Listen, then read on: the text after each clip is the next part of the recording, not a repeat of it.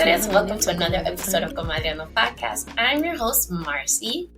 And today we have an amazing guest. Her name is Miss D. And I will let her introduce herself. Who are you? Ooh, that's a good question. Okay, so I am known in these podcasting streets as Double Dose Miss D. So everyone addresses me as Miss D, host of Double Dose of Raw Talk podcast. The good friends know me as Daisy. So that's also, permitted. And creative space, podcaster, still a writer. I'm still working on it. Okay. And, career, mom, driven, you name it, right? That pretty much sums up who I am and what I'm about. So thank you for having me. I'm excited. Thank you for being on the show. Good. Yes. So, I usually tell the comadres how I met my guest, and I met Miss D via this podcasting little circle. She actually invited me to be on her show. Was it last year, Daisy? Yes. I think it was like a year ago. When I brought you on, I think it was the day of my mother's birthday, if I remember correctly. Yes, I remember. I think so. Yeah. So it was last year. This past year. It was within this year, and definitely one of the main things that drew me to your show was Comadreando. It was the whole concept around the comadres and just having that. It's because of what it means to us, right? And in our culture, there's so much significance there, right? Of course, you have like the religious aspect of it, of what the comadre is, but there's way more to that. Like my best friends don't understand. If my best friends understood exactly the concept of comadres, they would understand why I don't like calling them my best friends or even my sisters. Yeah. These bitches are like my comadres. Like, you know what I mean? Like that. I would take a bullet for my comadre, legit. Right. Not from my friends, but for my comadres. Shout out to my comadres. Like there's so much to that, So that's what drew me to your show. And that's what I love so much about your platform. You created a space where we could come and discuss so much, but we could also kick it back. We could chill, tranquilas, have our conversation. So dope show, and honor to be. Okay, so thank you so much for that. And today's topic, we will be exploring modern motherhood. We've talked about it before on the show, but it's always good to circle back and talk to different amazing moms that I know. So the reason why I chose the topic today is that Ms. D is like one of the best moms that I know. And we're going to be talking about balancing all our hats as women and as mothers. And we're going to talk about taking care of our mental health and a couple of other things that have happened in the media as of this weekend. But before we get into that, we're going to cover all the bases. What is your career? Okay, so my career space has been for the last 15 years, more or less. Yeah, my son is 15, in healthcare. Totally by accident. Okay. There was one hospital at a job fair at my school. I went to a business school, right, a CUNY, and there was just one hospital there. And here I am learning about, the administrative side of healthcare. Oh, so I'm like, oh, you don't have to be a doctor or a nurse to go into healthcare. And, you think about it, right? And it's like, oh, this is just like clerical. But the way it was set up, stepping into healthcare from a business side, it was my first time being introduced to healthcare as in this is a business. It is the healthcare industry, but it's a business. If we don't get patients, we don't get money, and we need money here. And so we need patients. And there was a bigger picture to what those entry level positions were. What we call today the frontline staff. It's not just a nurse and a doctor. There is more to that, right? And that's where my career started in healthcare. And it has evolved so much so that it has led into advocacy. It has led into what a patient's experience is. It goes way beyond a diagnosis. It goes from the beginning to the end and the continuation of it. It goes to the bedside manner, right? It goes to the respect, to the courtesy, and having something that a lot of us are still missing in this day and age, empathy. And I like to always highlight that because I advocate through that so tremendously for now to where I am in my career. I'm back in my own community advocating for my own people, the community that raised me, the streets where I grew up, the hood where I grew up. So that's where my career has taken its own course, its own path. I'm still very passionate about it, just like I am in this creative space, and it's been very rewarding. It's been rewarding to be able to give back one way or another. So that's where my career is. That's amazing. I want you to share a little bit about the book that you wrote with the Comadres. Tell us about your book. Oh, that little ebook. Okay, it's so funny Don't because say little and I ebook. shouldn't Don't call be it all right, I downplaying shouldn't it call it that by little ebook. But so let me clarify to why I said that little ebook, because there's gonna be like two more coming out. okay. So it's interesting because when I saw the agenda of the show, I'm like, oh shit, I'm gonna have to like say like, there's gonna be finally a second one coming out, right? So my beautiful gem of an ebook, my journal to self-love, I decided to write that because it's a reflection of one of the lowest points in my life. And full transparency, if you ever tune into my show, I mean, there's a whole lot of rawness and raw mess up in there. But Mm-hmm. one thing you're always going to get is you're going to get my raw truth. Yes. And it was definitely going through the divorce. There's a whole story behind that. There's a whole, very transparently heartbreak behind that. Being young, having been married, this was not part of my plan, and then boom, it just happens, right? And there's certain things that I fell into deeper and deeper into a darker hole from that, going through that divorce process, that I was more so harming myself essentially. And I didn't even care that I was a mom. Full transparency on this. And I had to come out of that. And it was a process. For one, it was the people who were around me, my sister, my mom. They know me so well. They knew something was wrong. They knew, we need to help her one way or another. And then it was learning little things that were going to work for me. I did not start therapy immediately. Mm-hmm. I started therapy sometime after that because I was in denial. I'm like, who needs to talk to somebody about my problems? Why are we going to pay somebody for that, right? Until I felt comfortable going into therapy, there's other things I started to do for myself. And this is even before social media, y'all. This was like 13 years ago. So I used to like talk to myself in my mirror every single day. Like I used to do little things. I used to write love notes to myself on Post-its. I used to like give myself those messages that I yearned for someone to tell me when I felt like I was like worthless. And so what my journal to self-love is basically kind of like a reflective notes of what I learned for myself and what I was Mm-hmm. able to share with other people. And I wanted to put it into an ebook where I could share with others, because one of the things I definitely wanted to send the message out with my ebook was that this is not the end of it. This is continuous. Things are going to still be happening, and we're still going to have to be working through that with ourselves too. So that was part of my goals. It was sharing what worked for me in this lowest moment, what has continued to work for me.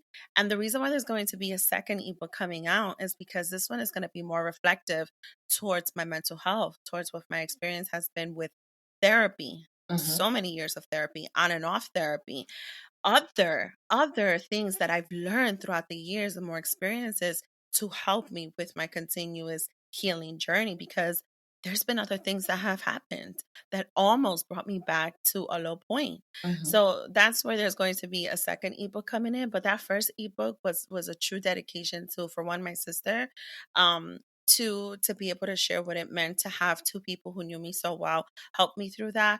And three, it was to show how I was able to help myself, that not many people are very lucky to be able to do that. And so I figured, let me share. Maybe this might help someone, or maybe someone can relate. So that was the purpose of the ebook. I love it. And one of my favorite Yes. things about the ebook is that it's representation. Like a lot of us Latinas are not out here putting out all our business, being vulnerable, telling people what it is, and sharing those really vulnerable pieces of our lives that, from the outside looking in, as let's say our mom's generation, even though your mom's different, but there's like elders from those generations would be like, "Ay, tú si eres llorona, but why are you being such a crybaby? Why are you sharing this? Why are you talking about your personal business?" But I feel like this is important. It's part of how we are contributing to healing our generational traumas as a collective, not just ourselves, but everybody else. Because by us sharing, we're letting other people know that it's okay for them to be vulnerable, to look for help, and to heal themselves. Because there's things that you can do to take care of yourself. Yes. There's actually, and on the cover, it says My Journal to Self-Love. And on the bottom, it says a guide to becoming confident again and like regaining your confidence. And a picture that I put on the cover, and I did it on purpose and it was intentional. It's kind of like when Kim Kardashian broke the internet. I put a picture of my body on a side profile and I was bare. All I had was like bottoms on. And like you don't see like a nipple or anything, but I did that intentional for many reasons. And one of them was because most people would think once they read the word confidence or self-love is on the surface, it's body talk. And it's deeper than that. So I did that intentionally for that. The other piece of it that I did, and if my family ever listens to this episode, I hope you don't get like upset at me, but it's because what kind of a woman, oh my God, in our culture to show off our body, wow. Yeah. And oh my God, you're like heavy set, you're like a plus size woman, so you would never dare.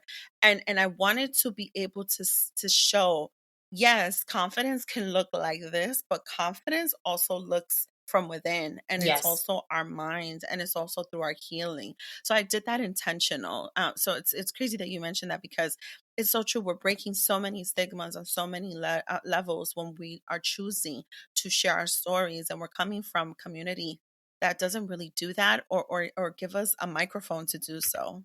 So. And then the episode that just aired with Melanie Santos, shout out to Mel, and I'm thankful that she was able to be on my show. But we were literally talking about that, the fact that our elders like shame us for being us and like standing in our truth and just loving on ourselves the way that we are. A lot of the time, like, I'll dress a certain way because I love dressing sexy. Like when I go out on a date, girl, I'm not gonna tell you I'm out here showing a nipple or like showing my tatas everywhere, but I love wearing me a freakum dress to go out, and that makes me feel extremely sexy. And the tumba nota, like we say in Dominican Spanish, the thing that like lowers your vibe is that the elders are like, "You gonna wear that to go out? You don't have nothing else to wear?" I'm like, "Bitch, I look great in this dress. Like, why are you?" No, I'm not changing. They're like, "I said they won't cheat you." I'm like, I have them, and they're there, and they look great too. So, what do you want me to do? Yeah. I love the concept of I'm gonna say it because growing up, right? We're around the same age. High school, we used to call them the hooker boots, right? Yeah. Okay. I'm all about those boots. Listen, that is my glory when the fall comes around. Okay, for my birthday, I'm wearing stockings, I'm wearing my hooker boots, and I'm wearing a black dress, and it was a bit short. So I'm going down the stairs, and my mom is like, "Que bestia. You're gonna go out like that?" She like, said, "Que bestia?" Like, yeah, no, bestia. That's my mother's favorite phrase. I love my mom. She's okay. Yeah, like that's her expression. Like out of surprise, I love it because I know when she says that, I know she's like surprised. Like she'll be like, "Que bestia!" Oh my God! Like, and I'm like, "What?" And I'm like, "What was wrong?" She goes, "Tú estás enseñando toda," and I'm like, "No, I'm not. It's just right there." I'm like, "No, I'm not. I'm not gonna be bending over or anything. It's fine." She's like, esa sí que tiene unas piernas. And I'm like, so it's like you admire me a little bit because I get my legs from you, I but you're also like, oh know. my God, you're going to go out like that? And it's like, No, girl, she's you can't just say, oh, you escandalizada. look Like, she nice. really is. Right. Like it always. So it always makes me laugh because I'm like, I'm 37. I've been hearing this for God knows how long. You would think at some point it would stop. I don't think it's ever going to stop, but it goes back to that thing that our elders are so stuck in this mindset and this mind frame. And it's so narrow still that any little thing that us modern women, modern mothers would do is so scandalous. And oh my God, like you're going to go out like that. And it's like, yeah, I am. It's all right. Look the other way. It's okay. Don't worry about it. So I totally get it. Yeah. I don't know if you saw the story the other day. I wore these fishnet garter stockings under my dress, my little black dress that I decided to wear. And I'm making an active effort of reclaiming that. And my best friend used to call it whole bag red lipstick. Girl, I am never out of Yes, a red lip. Red lip and my that's fishnet right. stockings. And if you don't want to look, no tienes que mirar, but I'm going to wear it. And I'm going to look damn good doing it. Pero, Yes. so can you share a little bit more with the comadres? What have been your struggles with mental health? Oh my God. Yeah. So here's the first struggle. So I want you to share a little bit more with the comadres. What have been your struggles with mental health? Yeah. So with mental health, one of the first, and I don't want to call it so much a struggle, but it is part of the struggle, is that because you've already experienced mental health and you already have an experience with noticing, oh, I was slightly depressed in this moment, right? Or at one point, it may have looked like my therapist said, listen, if this does not work for us at this time with you and what you're going through right now, I'm going to have to, give you further assistance. I'm going to have to give you a prescription. It's giving borderline to clinical depression, being clinically depressed, right? That when you aren't successful in your therapies, in your own treatments, in your own practices, right? That when something else could happen that could be a trigger or could put you back into that space of a struggle. One of the things I realized that has happened to me recently is having that fear of being back in that space because I worry, oh my God, is this going to be something worse this time? A real aha moment that was a real struggle for me is, and this happened in the last year a lot. And I've actually, just this week, I dropped the Solita episode just reflecting on this past year and how the first half of it was so traumatic for me being in the worst workplace environment of my entire life. I caught a very terrible panic attack. And I knew I was depressed. I knew I was in a very dark space and I was trying so hard. I doubled up my therapy sessions. I was trying so hard to come out of it. The panic attacks that I got towards the end of my time at that workplace started feeling like heart attacks. Literally, it was pains just going down my arm through my chest, the tightness. Like I literally want, the last time it happened, I had to go to my sister and say, I think you're going to have to call an ambulance because I think I'm having a heart attack. And it wasn't that, it was a panic attack. And that's where the struggle has like recently been revealed to me in my own experiences, where I realized that I've had to revisit a little bit some of my before tactics, strategies, and I call them that. It's strategizing through life. It's strategizing through so many experiences to not let something that could be this small become something so big because it might trigger you and putting you back into a time in the past that was really traumatic, right? That was impactful and not so much in a positive way. So I've had to revisit a lot of my previous strategies and tactics, practices, and have to bring them together with some of the newer practices that I've put in place. And part of those that it's been with this struggle is realizing more and more that this is seriously never ending, that this is definitely something I need to take care of on a daily basis, even if I am in a good place. I need to continuously check in with myself, right? Because I'm not going to stay stuck to doubling up on therapy for the rest of my life. So at some point, the true success is your therapist is going to want to say, all right, well, you don't need those doubling up on therapies, right? You're doing great. You're practicing this. You're doing that, this, that, and the third, right? To whatever your situation is. That is always going to be the success when you don't need to go back to the specialist for the problem that you had in the beginning Mm-hmm. because you're being successful in your progress. But life happens. And that's been the greatest struggle I've had in this past year is really putting into work and rework those practices and really bringing myself back together again because the triggering has tied in my mental with my physical Mm. and it was literally painful, like so painful. I So that's understand. been my most recent struggle, and I'm not ashamed of it. I think it's more appropriate to speak on it very freely because you don't know who else might be going through that and might not be realizing it. Yeah. It's hard still to talk about it, to be honest. It was a true aha moment to have that heart attack in front of my sister, in front of my son. My son was very scared. My nephew saw it. My son said, when we realized what it was, my son said, Mom, I think you need to leave that job. And that's when I really had to hear out how it was now really impacting my family. Where 13 years ago, when I hit a rock bottom, he was only 2. He didn't know what was going on. Today, Yes. he does. And that's the second struggle I will give you this time. I can't hide it from him anymore. I can't cover it up. I can't make it look like something else or make it look like mom is just okay.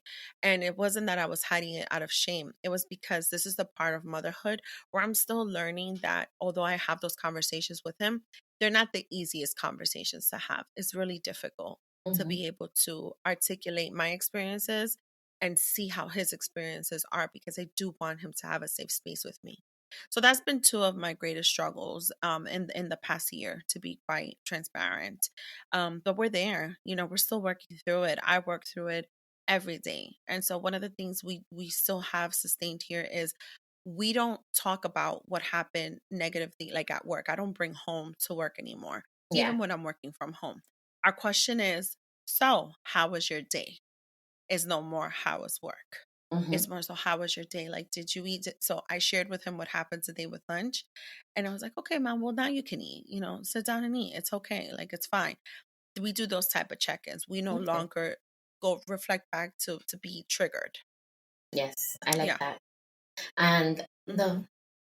you're doing such a good job that he's so conscious that he can like sit down and really look at you and be like, "Mommy needs help right now." Yeah. That's Yeah. just a It testament it's to the it type of mother yeah. that you are, And for and it's been real. hard. I've had a little bit of am I questions, am I doing things right, am I doing this part okay. Mm-hmm. I want to make sure there's comfort for him too. I don't want him to be afraid of things or to be ashamed of them. I want him to feel comfortable in his own ways to also express himself as a young man that I'm Mm-hmm. raising. um One of the things I realized is hiding my tears hasn't been for the better, right? Because now he started holding back from crying because I didn't realize he was watching me do it.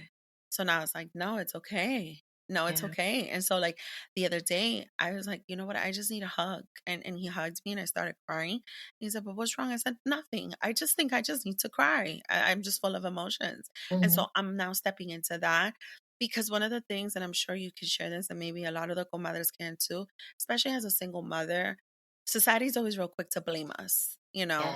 if something goes wrong, and as single mothers raising young men, really quick, we are to blame, or what aren't we doing right? Mm-hmm. And so it's very rewarding, and this is what I love about the space, to hear another mom say you're doing a great job. You know what? We don't hear that often either. Mm-hmm. We don't. We only have each other to tell such an amazing compliment that stretches out so much. And so thank you for that, because there has definitely been recent testing experiences, and I've had to kind of like, okay, Daisy, you're doing okay. You're not doing so Mm-hmm. bad. Be, give yourself a little break, girl. Don't be so hard on yourself. But yeah. Yeah. So it's really the boys, like your son and my son. I feel like they're so empathetic, and I don't think that it's like a sign thing because he's a Scorpio. I don't know what emotionally what they're like, but I know that he's very I'm a aware. Scorpio.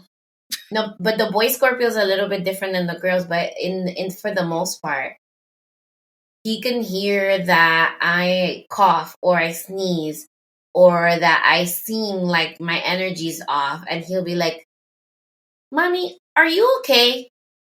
What's Mm-hmm. wrong, Mom?" And I'm just like, "Y cómo tú sabes that something's wrong, you know?" But the Mm-hmm. checking in and actually like caring what how you're doing and like feeling that I can talk to him, not necessarily having like a full blown conversation like I would have with you or one of my comadres, Mm-hmm. but telling him like, yeah, I'm okay. I'm just a little sad today. And he's like, okay, mommy, I'm going to give you a hug. You feel better. Right. So the whole thing Yeah, is that, raising our sons that way, I feel is another way that we're breaking generational curses because a lot of our elders yes, didn't really raise their sons in that way. And, unfortunately, absolutely. um, Absolutely. we saw, as our generation, we saw the repercussions of that. So, switching gears a little bit. So besides the Mm-hmm. therapy, what other things do you do? And I know you write a lot, so the therapy and writing. What else do you do to Mm-hmm. help yourself when when you're feeling like you're off, that you're not feeling like yourself? I have devoted myself to the meditation world. And by that, it used to just be in the morning. And like you will see that in my ebook. But Mm-hmm. now, first of all, shout out to the Peloton app who has like 5 to 10 minutes meditation session. Okay. I will be in my office, right? And I have my office all to myself now. And by now, I mean it's like from different from my previous jobs. Mm-hmm. I when I need to like really just clear my mind, I like to shut off the lights in my office. I like to put on the app. I like to tune into a session. My AirPods are on and I literally sit there and I am meditating even if it's in the middle of the day. I will meditate. Part of my meditation that I do now, even when I'm on my way home, commuting home on that bus, everything is so fast paced, right? And traffic and people. Mm-hmm. I could put on a podcast or I could even just put on music. And literally, what I do for myself in my meditation sometimes, I go back to a time that made me really, really happy. And so when I put music on, I always go back to the music that I can see my parents dancing. And my Oh. parents are very well, like alive and healthy, thank Mm-hmm. goodness. My dad is very healthy. We had a bit of a health scare with him recently. But the reason why I always go back to songs that I know I've seen them at some point in my life dancing is because that has been the few moments that I've seen my parents the happiest when they're enjoying Oh. music and they're dancing together. And I know that that feeling, that moment of peace has brought me so much joy. And so I always go back to certain music that brings me to a certain memory so that I can feel that moment of peace and I can meditate over that. Because meditation is not just in silence, meditation is not just closing our eyes and just being with ourselves. Meditation can also look in many different ways, Mm-hmm. even when we're working out. And you're planking in that minute and 45 seconds, Which you feels can like an actually have a eternity. full thank you. And you can have it feels like a whole eternity, y'all. If you've ever planked beyond a minute, you know that feels like a lifetime. And when they tell you, look up, look straight ahead, you can literally meditate and have a full meditation during that time. So I've devoted myself to the meditation piece a lot more now than I did years ago.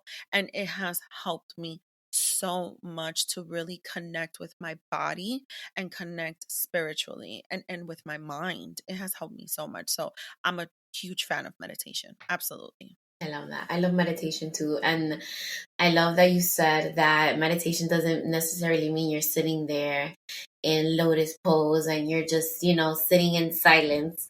I actually was sharing with somebody, not on the show, but I meditate while I do my dishes. Like that's the time that I choose to clear my mind. And I'm literally Yes. in the moment, and the things that come up, I'm conscious of what's coming up. And then I make sure a mental note to write that down later on to see what it is Mm, that where my mind went to at that moment.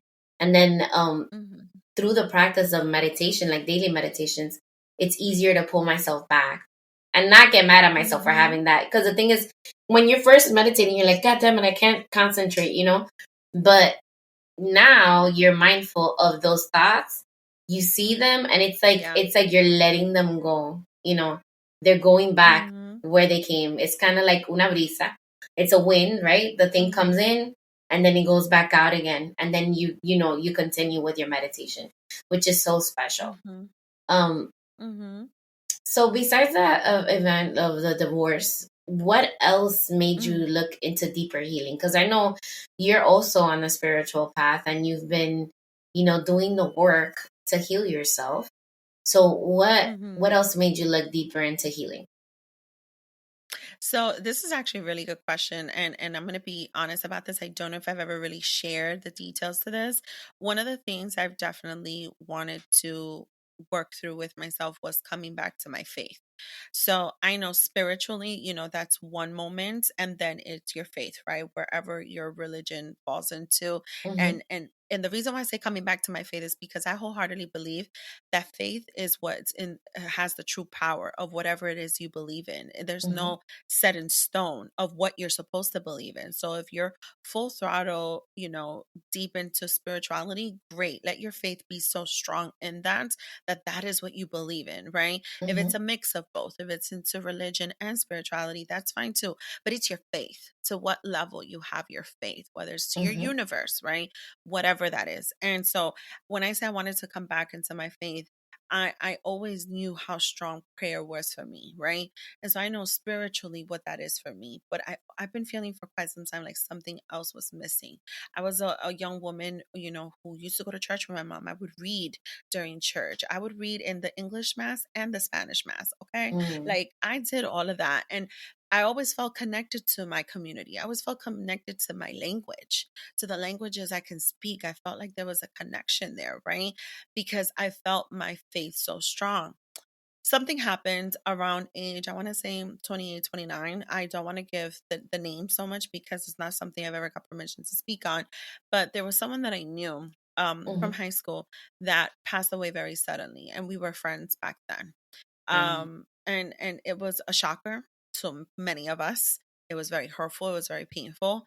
And because I knew who she was, I kept asking myself, why God? Like, why would you do this? Why would this happen? Like, mm-hmm, who is up there? Why would we allow this? And that was really when I started like separating myself from that faith. Like I was losing it. I didn't have it. And as the years have continued to go by, as things have continued to occur, transpire, right? Um, fallouts with former lovers, becoming friends, then losing friends, disconnects, different issues going on. I kept asking myself, like, what is it that I'm missing? What is it here? I feel like I'm not complete yet. And te spiritually, sentía I knew that. vacía. Spiritually, I knew there was still a void. I knew there was Mm-hmm, something still missing for me, right? And I decided to start figuring out, how do I come back to that faith? To that faith that when I'm there speaking to the universe, when I'm speaking to my spirits to guide me, when I'm speaking to my angels to continue to cover me, when I'm speaking to a higher power in prayer, but something is missing. And so I've worked so much into practicing again my prayers and truly believing in them. I've worked so hard in practicing my conversations with my inner deep spirits and my angels, and really dedicating that time to be honest with myself and to trust again. It was the trust factor. And mm-hmm, slowly but surely, I've been able to regain that faith back and trusting the why things happen, and trusting that it's all for a reason, and trusting that my spirits are guiding me in the right way, that I am covered and protected, that I am being not only guided but also assisted. And I have to trust where life is going and my path and my story. And I've been able to regain my faith back just really with the trust factor. And the way I feel today, and I say this time and time again, it is through a level of peace that I have now, that when things happen, a discord, an argument, for one, I think twice before I just say something or do something. mm-hmm, I trust that piece. I think twice. Girl, the impulsive Daisy from years ago would have never thought twice. But I think twice today. I think. And when I do something or I say something, I know it's with good intention. I know mm-hmm, the intentions I'm coming in with. It's not ever malicious or ill intentions. I go into this in good faith. And I can wholeheartedly say today, in doing the work spiritually, including spiritually and with a stronger faith, I have been in so much peace.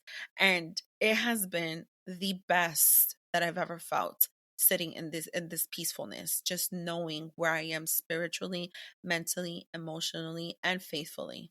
So I mean, it's really digging deep. Like, you just have to dig so deep because the answers are there. You have your answers. Yes. You need to be able to identify what's that void. It's within you to find that answers, but you have to do the work to dig in real deep. You And absolutely let me do. tell you, you just gave us a sermon on a Thursday, sis, because I got I chills. did. I was like, ooh, Yes. espérate. Yes, thank you for that. Yes. That's Yes. amazing. Yeah. But yeah, Yeah. it takes so much. Because the thing is, I feel like before I got deeper into my faith, into my healing and spirituality and believing more Mm. and trusting, right? That you said that Yes. like concisely, and like you hit the nail on the head, like really trusting that Yeah. they got you. The universe has you, God Mm-hmm. got you, whatever you want to call a higher power, they got you, right? Yeah. And That's right. knowing that you're protected and that you're blessed, Yeah. you know. So Yeah. you know, doing that work, and this peace that I have right now, ain't nobody steal my peace. Nobody. Ever. No. Nobody. No. Once you discover it, girl, For oh, forget it. nothing. Do you remember the saying? I don't know if you've heard it, but I was reflecting on this about a week and a half ago. Do you remember when they used to say, hell hath no fury like a woman scorned? And I thought about that. I don't know if you've heard about that one. Mm-hmm, I mm-hmm. thought about it a week and a half ago. And I said to myself, I said, my whole life since hitting that rock bottom, people used to tell me, karma's a bitch. Hell hath no fury like a woman scorned. You gonna do this? You know what? Scratch that. You know what? It's the peaceful. It's the peaceful woman. It's the woman that finds peace. That's the one. Never mind the one that's scorned. Because eventually, I got over it. You get over it. You move on. Yeah. It's the one that's in peace. Try and take that peace away from a woman once she has discovered that ultimate peace. Once she has identified it and it's filled up right here. That's the real deal. It's that Yeah. that woman who has found that level of peace. That's the one. Believe it. You know, it's funny, on the blog I shared, I was dealing, so okay, Marcy from 10 years ago, okay, 5 years ago, Marcy from 5 years ago, would have been dating these men that were emotionally unavailable, and then they would gaslight me. Girl. And then my toxic trait was like, I know, please, que si yo que, right? And like chasing these men because they were like, they got like an ego trip of me following after them. So now that I have done the work and I have this inner peace, there was a guy that was like, oh,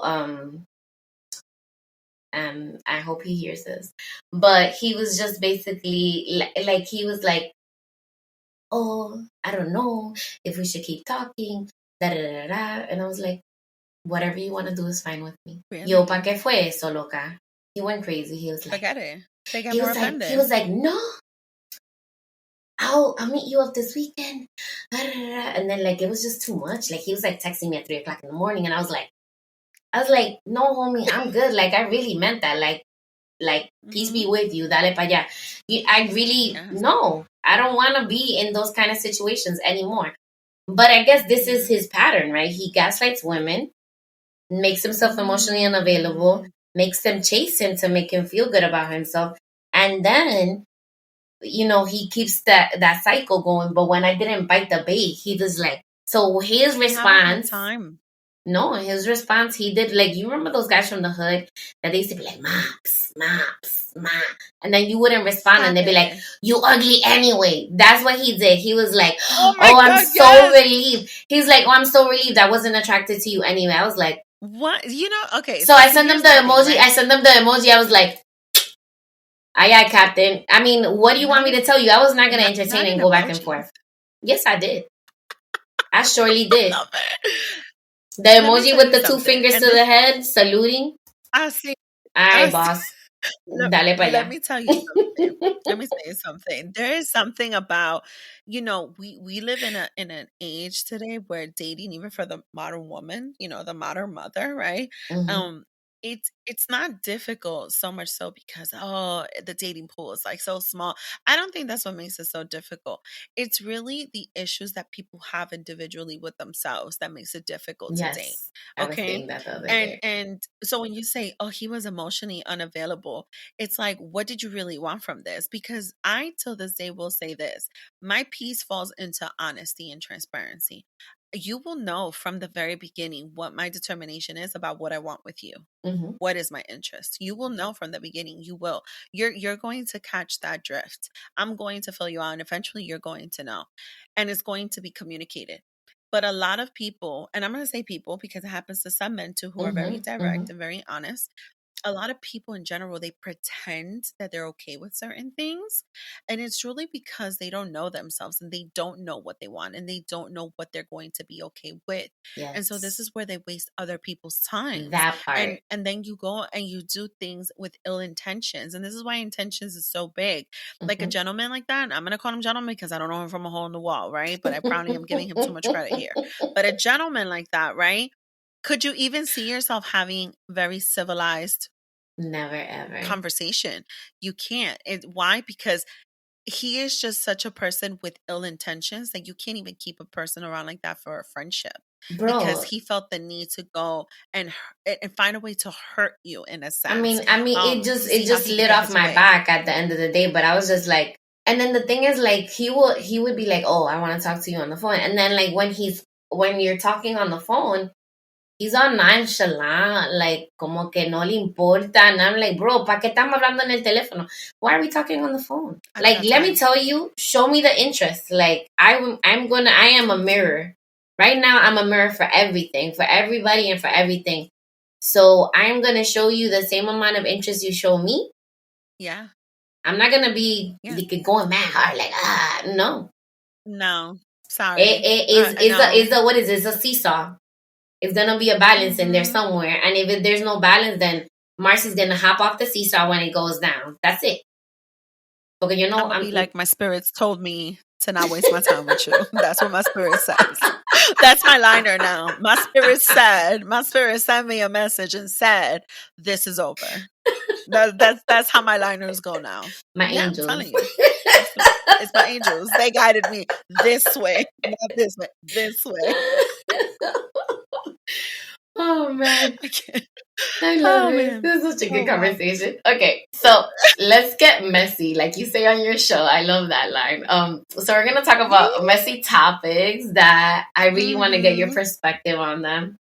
So Yes. I sent you this when I invited you to the show. I sent you this message, right? I had already invited you. Or it was like right when I invited you. Anyway, It so was I right when had you invited us. We were yeah. So talking about this, girl, and I was like, I ooh, invited Daisy to the yes. show, and then shortly after, I think the next day or the day or 2 days later, Mr. Kanye West, Yeezy, came out on Mm-hmm. an interview stating that he isn't bipolar, something to the extent that he isn't bipolar, but that he might be a little autistic, quote unquote, like Rain Man. Mm-hmm. And I Mm-hmm. really thought that it was such a wild take. But before I go Mm-hmm. ham, I'm gonna let you go ahead and tell me what your thoughts are on that. Okay. So, as I started this conversation from the beginning, I am in healthcare. And so mental health is something, just beginning with my career alone, is something that I am very passionate about. Now, let's go into another aspect of healthcare when we talk about the needs, right? Of our entire community. And in our entire community, and by community I mean us, all the people, Mm-hmm. we have certain community members who have special needs, right? Mm-hmm. And one thing I am extremely passionate about is when people the feel the entitlement or have audacity to disclose or share or spread misinformation. Mm-hmm. And that is one of the things that really just like triggered me a bit in that conversation of his. Um Way back when he was still married to Kim, and this whole thing started coming out about him struggling with mental health. I'm gonna be very honest. I was on an IG live and I was like, I blame Kim and her family for all of this because she's like not there for him. Like, based on what I had seen on the show, yes, I watched every single episode of all them seasons. And so I just felt like, based on what I saw, I just saw a lack in her. I mean, if the Kardashians were trying to make themselves look like in good light, no, I thought there was a lot that she was missing out on. Fast forward to more years later when he's still doing his damn thing, I kind of felt bad. And I'm like, damn, I held her accountable for something when in reality, he's also being very irresponsible with the things he's saying, the things he's engaging in. Like, this is beyond her. And maybe she truly did not know how to help him. And so I felt terrible that I was just so like narrow minded and not seeing the bigger picture of what was going on with him. And so where I am today when it comes to him, I could understand with the way his behaviors are if there is a mental health component by which he has a diagnosis. I can understand that. But when he sits there and says, I don't think I have this, I think I have this. For one, it's giving hypochondriac. Two, it's giving misinformation. You're trying to downplay a mental health diagnosis when someone has already said that that's what you have, right? But most importantly, you're also trying to give a look to another diagnosis that, to be quite honest with you, when we think of autism, right, and community members who are autistic, that looks like so many different people. It doesn't have one look. And so for him to try and kind of like make them equal is total misinformation. For him to try and sound like the expert because of what his, and then he compares it to a movie. I mean, don't get me wrong. Rain Man is a very interesting movie. There was a play also. I heard that was interesting. Great. But where's your evidence? Where is your actual information to why you believe it's this and not that? You know, it don't give us a movie to say that. That falls under misinformation for me. And when we are thinking special needs, the actual needs of people, of all people, when we're thinking taking it all the way to healthcare, medications, and the stigmas and all this other stuff, misinformation is enemy number one. Yes. That is my thoughts on this. I was very upset when I heard what he said. I was just like, oh, he just took it way too fucking far. And I'm not gonna lie, I was like waiting to see what community members were going to say and what was their feelings about this, because you don't use it as a scapegoat or to hide behind it. You don't use it as an excuse. And I'm very disappointed in him that he would go that route, to be quite honest. And the fact that he picks such a stereotypical movie of autism to compare himself to. Yeah. That he's a genius because he's like Rain Man and he's autistic. I'm not gonna discount that he may be on the spectrum. Like, I don't know. You know what I'm saying? I'm not a neurologist. The only person that can give you a diagnosis of autism is a neurologist, right? And they have to do a full neuropsychological evaluation, right? But for him to use a stereotype and to feel so free making these claims, the thing is, I feel like Kanye, yes, he has mental health issues, but he needs the right people around him. He needs people to check him on the stuff that he says. Because that wasn't the only thing that was a hot take that he said that was like completely wrong. Oh, I know. Like the anti-Semitic stuff and you know, I really want to know what the thinking behind it is, but also like, it's not my business. It's just, we need to be more conscious of the stuff that comes out of our mouth. And him as a celebrity, he has the obligation to be more conscientious of the things that he says. And before he starts talking, running it by somebody that's going to be like, yo, Kanye, that's not it. You know what I'm saying? I just felt like I told you, I was upset. I didn't like the fact that he, first of all, claimed to be autistic. Second of all, he's over here using Rain Man, which is another thing, because the autism, like you said, it's a spectrum. You met one person with autism, you met one person with autism. No two people with autism are alike. They might have similar, you know, characteristics, or they might have similar comorbidities, but that doesn't mean that they have the exact same experience. because not only does Exactly. race come into play, financials come into play, and access comes into play as well. You know, a person Absolutely. who 100%. is well off and is not a person of color is going to have a different experience, and a male is going to have a different experience than a person that is from the hood, is poor, doesn't have access to all the things, and is relying on the educational system that we have in place now in the United States to access Right. different services. So, you know, regardless of what, you know, I just feel like it's problematic, and we need to get him some help somehow. I don't know, you know, Oh, I don't know who's going to hear 100%. this. He needs like serious help. But the thing is, giving him the help, and he needs to want to get help, because this is like, I was depressed, and until I decided that I wanted to go to therapy and I wanted to see a specialist about it and I wanted to do these things for myself, nobody was going to force me to go anywhere. Same. Exactly. Same. And I think with Kanye in particular, because listen, at the end of the day, he has a following. He still has fans. Okay. There are still people who will debate, right? Was it, what he said? Was there not some truth to it with the anti-Semitic comments Mm-hmm. or any other comments he makes? There's still going to be people who are going to explore what he says as long as they're fans, right? My thing is, when you have someone who has a platform, he Like has that. a full platform, regardless of what he's been canceled by, he still has a platform. To what point do the people around him who support him, who are fans, right, who are friends, do not see that this man does need more so at this point an intervention? Mm-hmm. Because a lot of the things he's saying is one thing to be opinion, is another when it's not necessarily healthy, Yep. when it's unhealthy for himself and unhealthy to communities, right? So this is why I say so much, I highlight the misinformation, because there is enough going on in the world where we have an array of different diagnoses and different needs for different.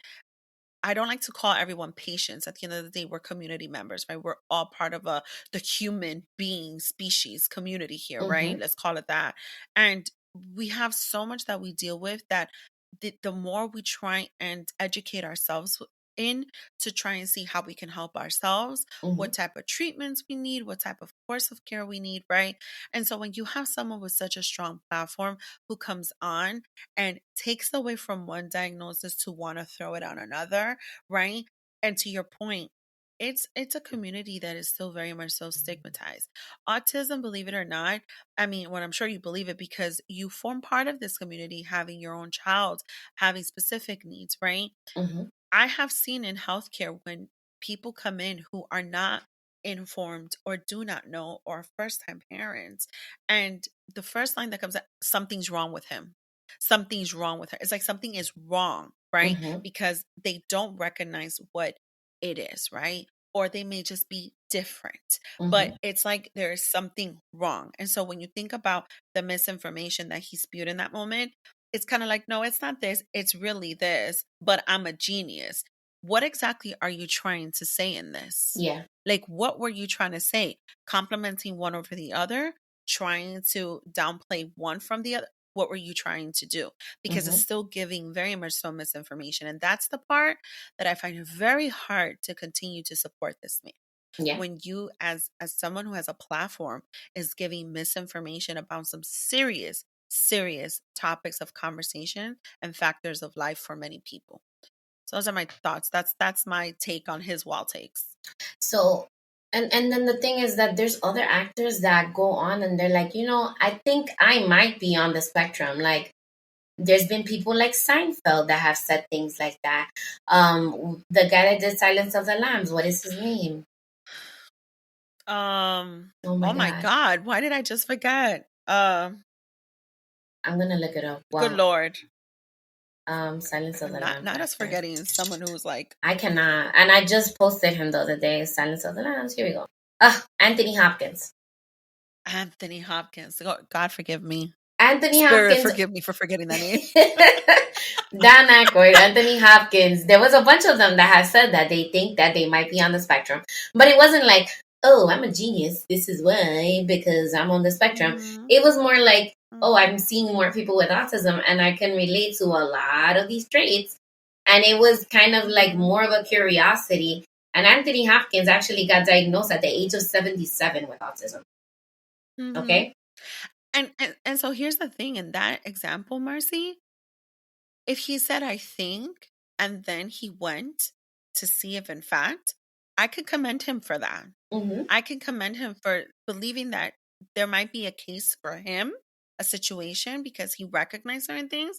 And then he went and he tried to see if he can figure this out for himself. I Yes. can commend him for that.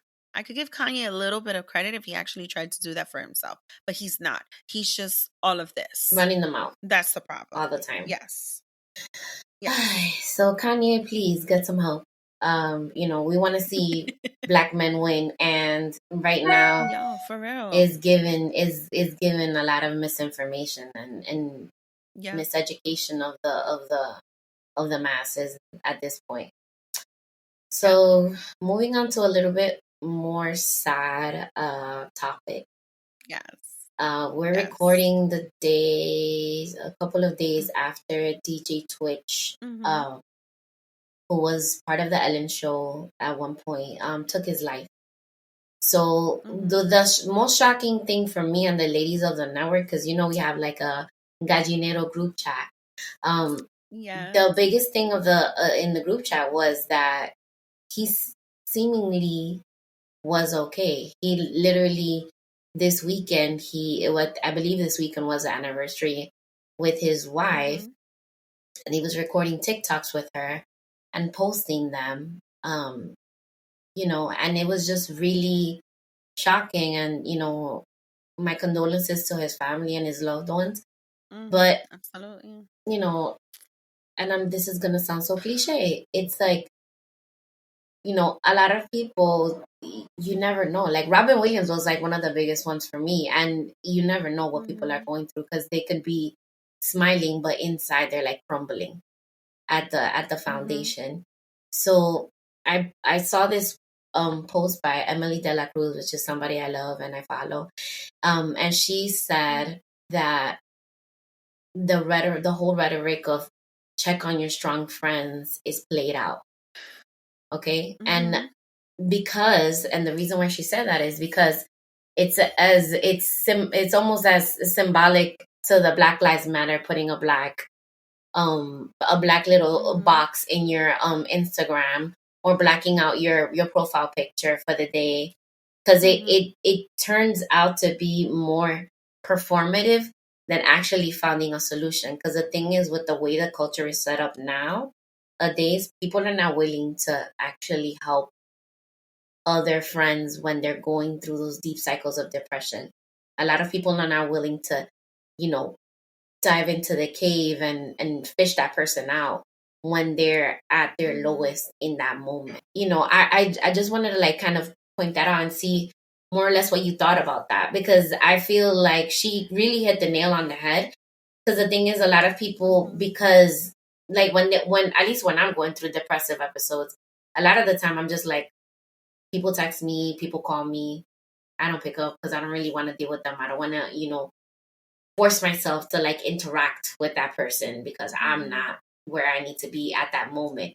But Mm-hmm. shout out to all my friends that are persistent and that will pop up at my house like Mm-hmm. CIA if need be. I hear you. But like, what are your thoughts on that? Like what she said, and kind of the whole situation with DJ Twitch. Yeah, so rest in peace to DJ Twitch. Um, Stephen Boss. He's actually once upon a time I wanted to be like a dancer. And so any shows with dancing or any movies with dancing, I'm all up in it, right? And so I kind of knew of him from like the dancing, right? Mm-hmm. All shows dancing. I love it. I Yeah. just so beautiful and so artistic, right?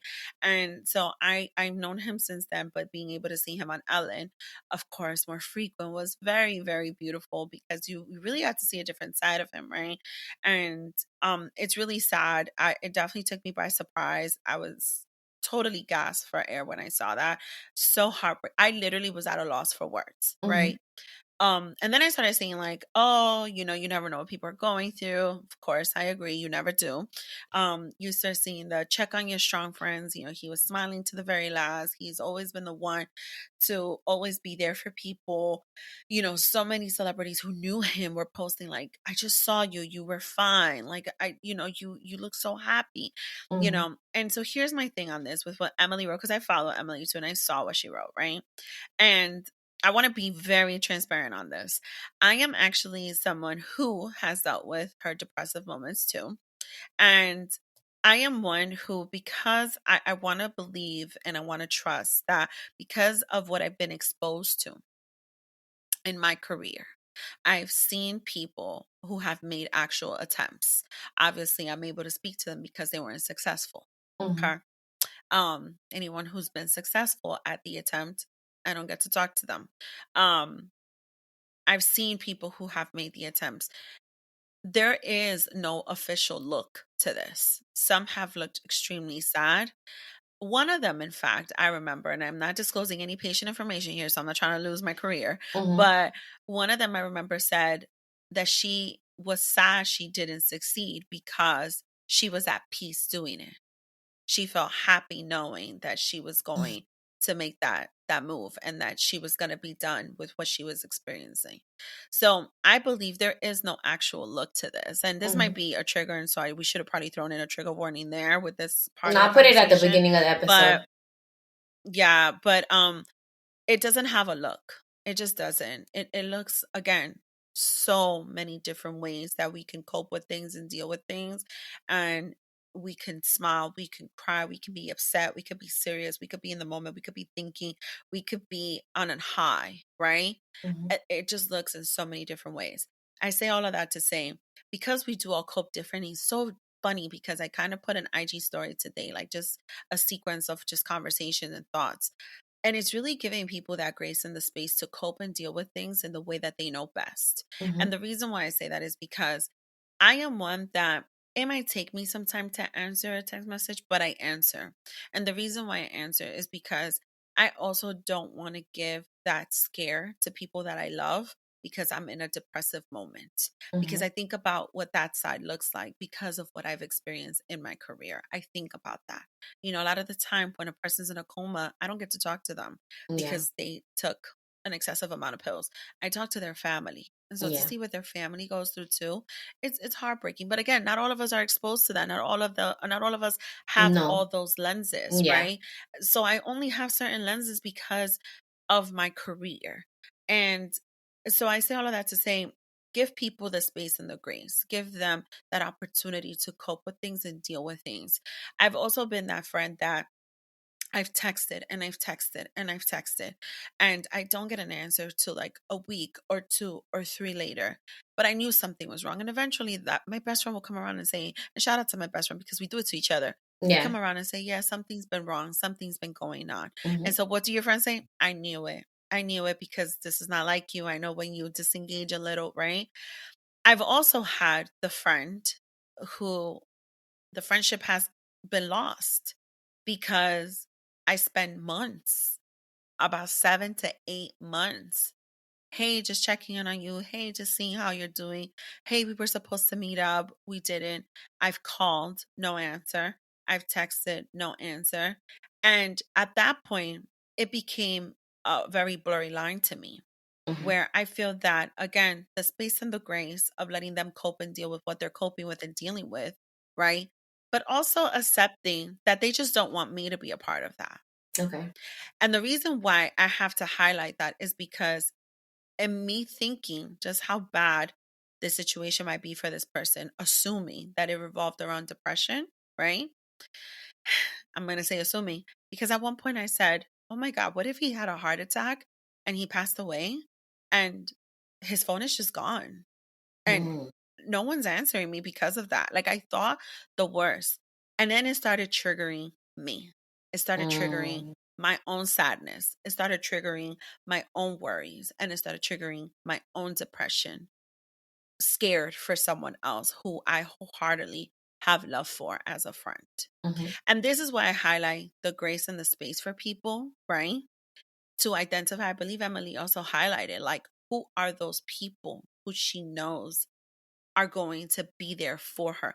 That's also very important. I agree with her wholeheartedly on that. Is knowing who you can also be persistent with, who you can also be there to make sure they're okay and not quit and show up to their house and show up to their job if you have to, and be like, bitch, I'm gonna put out an Amber Alert for you. You don't fucking answer me like today, because I just need a O or a K or both. But Or just just send my like the sentence so fucking I know you're message. good. Like the message. Or just like the message. If you have an And then I'll iPhone. leave you alone. Or I'll leave on you WhatsApp alone too. when you're ready. Hello. Like, I just need that. Or if I see that you read the message and you just did it, I'm okay with that too. Yeah. I just need to make sure you're alive, and then I'll back off and I'll give you that grace and that space for when you're ready to talk. But everything that Emily wrote, there's a lot of truth to that. There is. I do think that it's been played out. I do.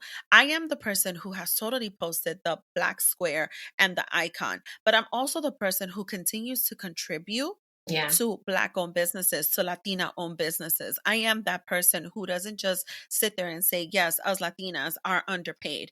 I'm the person who supports the Latina small businesses too. I'm the person who has learned how to advocate for herself when it came to the salary negotiation with her next step in her career, you know? So when it comes to even this part of it, as someone who is very passionate and an advocate for mental health and lives it, we have to be also understanding. I've also had to hold myself accountable and responsible for when I'm fucking up as a friend and I'm not doing my check-ins, and hold myself accountable for that, because I would want it for my dear and near to do it for me. Yeah. I would want my people to do it for me. So Emily, everything that she wrote, there is so much truth to it. There's a lot that we do have to understand and see, you know. We have to be able to identify our own troubles and recognize if we're going to be able to be there for people and be the person for other people, and do the work in that too, because it is a commitment. It is, you know, and I think she's right. You know, the whole thing of check on, especially the strong ones. For one, who am I to sit there and say that person is my strong friend and that person isn't? Depression can look like so many different ways. And that's exactly how I started my response here. It could look like the person who looks really strong and smiling, and it could look like the one that's crying every single day. And both could have the same thoughts, like both cannot. That's the bottom line. And that's where my thought process goes with that. So I agree with her in a lot of what she posted and a lot of what she explained today. I do. That's absolutely awesome. So I was thinking about this training that we went and that we did. It was like a PTSD training that we did in the DOE after the pandemic. And we saw this video, and it was a bunch of children, and there was a kid that looked very sad. But then they were like, which child do you think committed suicide? Which, sorry, trigger warning. And it was the one that was smiling and saying hi to everybody every day. Yeah. So you never know where people's minds are at, but definitely, like you said, giving the grace and the space and letting people respond in their time, and not writing them off just because they're having a sad girl week or a sad girl month or a sad girl 6 months. I actually experienced that. The ladies of the network, we went through that with one of somebody that we know that we all have in common, and we kept reaching out. It had been a year almost. And we were seeing that she was reading the messages.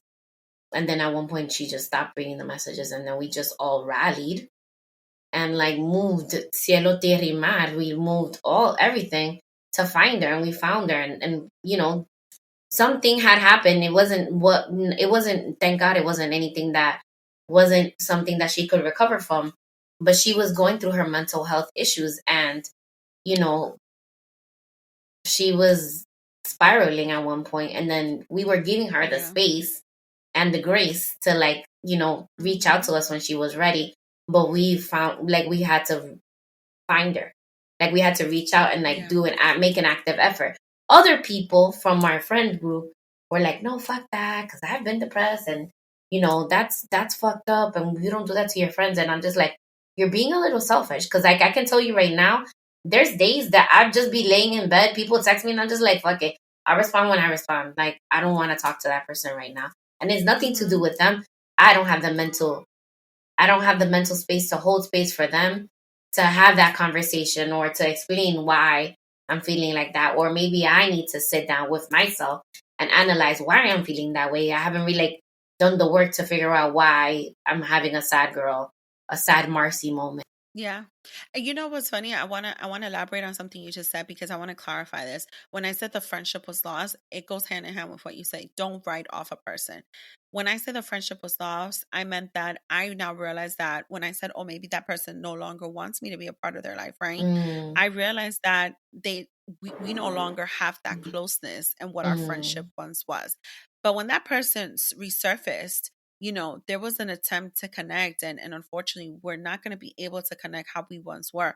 But I still gave a recognition to what they have worked on throughout this whole time that they have not responded to me. I mm-hmm, still congratulated them on whatever it is that they have accomplished. And it was good to see that they were okay. And I said that to them. I said, I'm glad to see you're okay and congratulations. And actually, that person actually responded to me and said, and in that space, right? mm-hmm. Did not go back to our conversation, never responded to none of my text messages. But in that moment, he said, thank you so much. I'm glad to see you're good too. Oh, and happy birthday. I know it was your birthday this week. So it's like, oh, okay. So they remember too. So when I say that, it's not writing a person off. I agree with you. Don't just write a person off, right? Mm-hmm. Because you don't know what people are going through. But I do feel that sometimes we do have to be that level of understanding where for me in that moment, it was just like, okay, we lost this friendship. Doesn't Yeah, mean I just don't know you. It just means we just lost the friendship. But I'm still very happy, and I'm extremely happy to see that that person was doing well and that they're okay.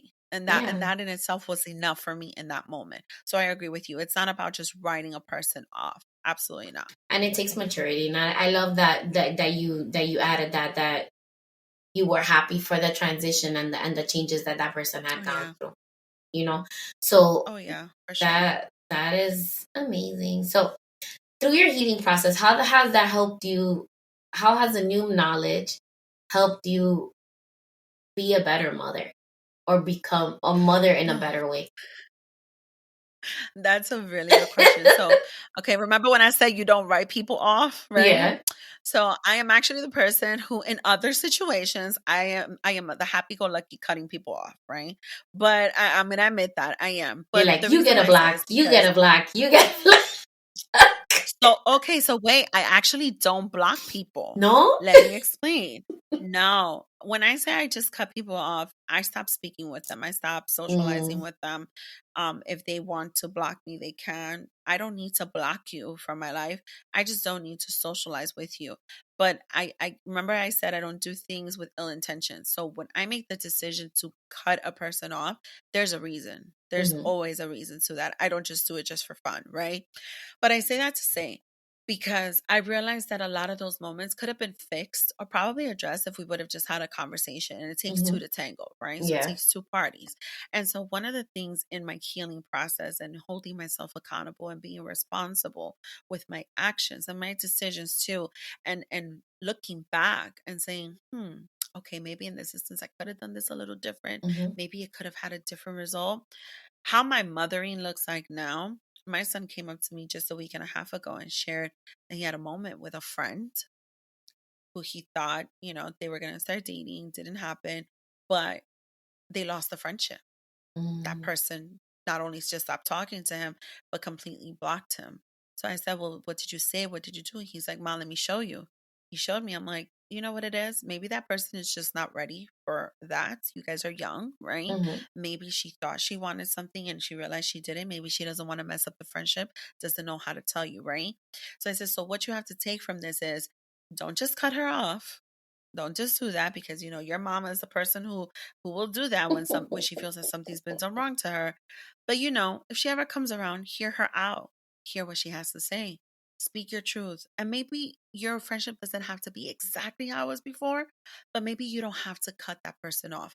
mm-hmm, And I sat there and I said, be a different person than your mom. Be a different person in the sense that I now know how certain things could have been done differently from me as a person, as a friend, as an individual, and be a better person than that and be a different person than that where you do things a little bit different. than how your mom does things. And that's where my healing process has taken me. I want to make sure that what I'm learning through this, where I could, with my growth and my development, where the areas where I could do things different and better, right? To continue giving that better version of myself, right? Than what I was yesterday, is also being transparent with him as he is becoming his own better version of himself as a young man to one day be a man, right? A full grown man, and whatever that looks like for him. I want him to be able to say, not that my mom never recognizes where she's wrong. I want him to say, no, my mom apologized when she was wrong, and my mom recognized where she could have done things different. That is something I didn't have growing up, and I don't hold that over my parents. I don't. I've said it. They've heard me, whether they agree or not, because they never do nothing wrong. That's on them, and that's okay. My commitment to life today is to not repeat what I believe I needed. I scrutinized my parents for in that one moment. I believe it's my job to not repeat that, because then I would be a hypocrite as a parent. And so that's where healing has taken me. It's helped me to teach him in a different way and in a better way, and different from me, to the things that I know could have been different and could have been better. That's where healing has taken me with motherhood. Oh my God. And on that note, comadres, we're going to end the episode how I always end it, which is follow me at Comadreando Pod, and you can follow Miss D at, please drop her handle. Yeah, so okay, it's difficult, so I'm gonna just send the link so Marcy can put it in the show notes. But well, it's double dose of Miss D.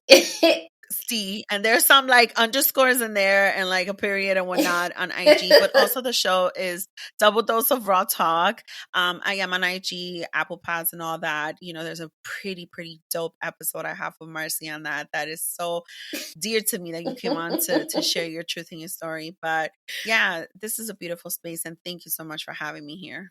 Amazing. Okay. And comadres, you know that if you have any questions at all, please feel free to send me a Comadre-Gram via email at marcy@comadreandopod.com, or slide up into my DMs.